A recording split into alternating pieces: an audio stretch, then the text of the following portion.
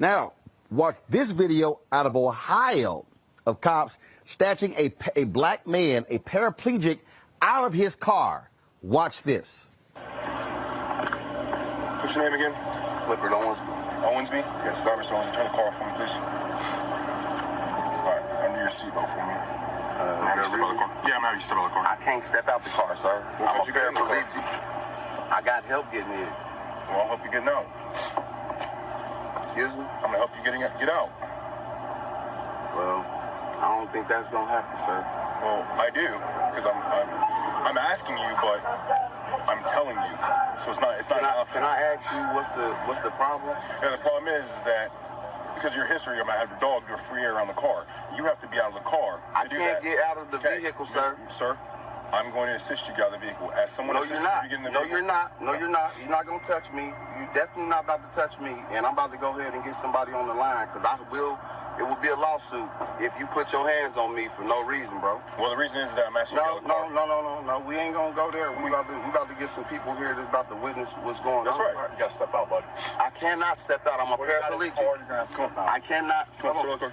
I'm a paraplegic, sir. Come on, bro. That's fine. Step out of the car. I cannot step out of the car. I cannot step out of the vehicle. vehicle. Situation last night. You can get out. You can get out of the car. You got in the car. You can get out of the car. Hey, bro. Can you come down the street to Ferguson and Grand? The police just pulled me over and they trying to make me get out the car, and I'm telling them I'm a paraplegic. I can't get out the car without no help and shit. And these motherfuckers, they also just come down the street, bring some people with cameras. Come down the street, bring cameras and bring somebody so they can witness what's going on. All right, come on. Time to get out of the car. I'm not getting out. I just told you I'm a paraplegic. I cannot get out. I do not want to have to. I do not want to have to. Can you call your white shirt, please? I will. If you pull me out of here, you better expect. So here's the thing. I'm gonna pull you out, and then I'll call a white shirt because you're getting out of the car. That's not an option. You're getting out of this car, so you can cooperate and get out of the car, or I will drag you out of the car. Do you see your two options here? Now, what would you like to do, sir? I would like for you to call your white shirt. I will when I'm done. Get out of the car. Come on, bro. Get out of the car. Get out of the car. bro. Get out of the car. Get out of the car. Listen. Get out of the car. I am a paraplegic, bro. You can hurt me. Get out of the car. You can hurt me, bro. Get out of the car. Get out of the car. What y'all doing, bro? Dude, you're making this worse. I'm a paraplegic, bro. I'm trying to tell you that I got help getting in the car. Y'all can hurt me. They can hurt me. Get out of the car. Bro, I'm a paraplegic. Get out. You have to get out of the car. Ow. Get out of the car. Somebody help. Somebody help. Something right here. Somebody help. Stop. Somebody help. Stop. Someone help. Stop. So are y'all recording this? Stop. Somebody help. I'm a paraplegic. Stop. They are doing the unjust thing to me. Somebody please help me. Stop. You are hurting me. What are you talking about? I'm a paraplegic. Stop. I'm a paraplegic. I'm a paraplegic. Stop. You're making this worse than it needs to be. I'm a paraplegic. I gave y'all Stop. my ID. That's fine. I gave y'all everything y'all asked for. Fine. Cooperate. Can y'all call the white shirt? You call whoever you want. Can y'all call the real police, please? You're about to get tased, dude. I ain't playing with you anymore. Ow!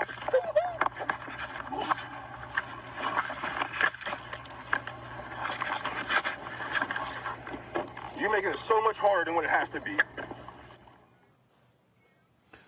Last man there, his name is Clifford Owensby. Cops found no firearms or drugs in his car. Let's go to my panel, Michael Imhotep, Kilabethea, Tim as well. I just, folks, this is, you talk about crazy. Michael, I'll start with you. The behavior of police officers. And when you look at this particular, with the brother who's a paraplegic, it's saying, well, we know who you are. We're going to be looking in your vehicle, things along those lines. And the crazy thing to me, Michael, is that they found nothing. And guess what? He hasn't been charged. Yeah, you know, Roland, I posted this video on the African History Network last night. I saw it on D.L. Hughley's Instagram page, and I posted it on our fan page, and people have been commenting on it. And, you know, I had a lot of questions here because, one, I was wondering, okay, the officer said, we know your history or something like that.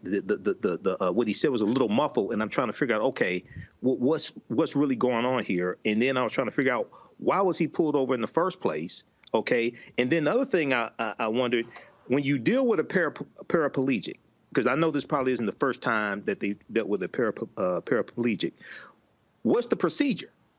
because depending upon, you know, why they're paralyzed from the waist down, what have you, you could injure them trying to pull them out the car.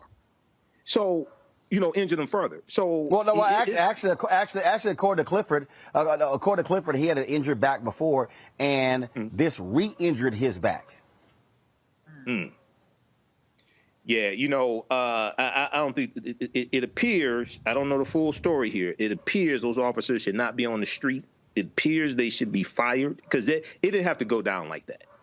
He could have called a supervisor, et cetera. He could have talked. If Clifford had been white, I don't think they would have treated him like that. Kelly. I mean, I get sick and tired of seeing videos like this regularly, and the fact that they keep happening is just all the more disgusting. But the fact that how many times did this man need to say he's a paraplegic for you to get through your thick skull that he is not capable of getting out the car in the fashion that you wish he should get out the car? Further, he shouldn't have been having to get out the car in the first place, whether he's a paraplegic or not. This is just the prime example, a prima facie case of gross negligence, because he did everything he was supposed to do as a citizen regarding his interaction with the police officer, and the police officer himself and his partner, it looks like, did everything that you could possibly do to be a jackass, basically. Like, they were not doing their jobs to the fullest extent of the law at all. There was absolutely no reason to harass this man, no reason to drag him by his hair out the car. I mean, just the level of humanity that was not used in this situation is absolutely disgusting. They need to be up under the jail. Tammy Allison? Roland, I think that we're all exhausted and tired of seeing these types of videos and body cam footages. Luckily, we do have the officer's body cam footage in this instance, but from the man explaining that he's a paraplegic over and over again, to correct my fellow panelists, as a federal attorney, the correct terminology is excessive use of force by the police officer. And my other panelists, it's not necessarily the answer just to fire them, because as we've seen in various cases, even if they attempt to fire these officers, those unions protect them, and a lot of times they get their jobs back, and they're even able to get jobs elsewhere. The issue here is that there needs to be widespread legislative changes. We saw the video of Jacob Blake, who miraculously survived the shootings that left him paralyzed. And we saw news recently this week that the Department of Justice will not be filing any charges against the officers responsible for shooting Jacob Blake, as well as state prosecutors will not be filing any charges against those officers responsible for shooting Jacob Blake. And they also did not lose their jobs. So there has to be some type of legislative change. It's easy to say to fire these officers. It's easy to speculate, but unless there are people sitting in positions in Congress that are willing to speak up and use their voice and actually make some type of impactful change, we're going to keep seeing these very horrific instances of excessive use of force by police officers. And it's very rare that we ever see them actually serve any type of sentence. And as we see the conviction and sentence of Derek Chauvin is something that, we all breathe a heavy sigh of relief for, but we all breathe that heavy sigh of relief because we all know that it's so extremely rare to actually see any type of justice in these types of situations. Folks, back to our Roland Mark Unfiltered video in just one moment. Maureen is saving big holiday shopping at Amazon, so now she's free to become Maureen the Merrier. Food is her love language, and she really loves her grandson.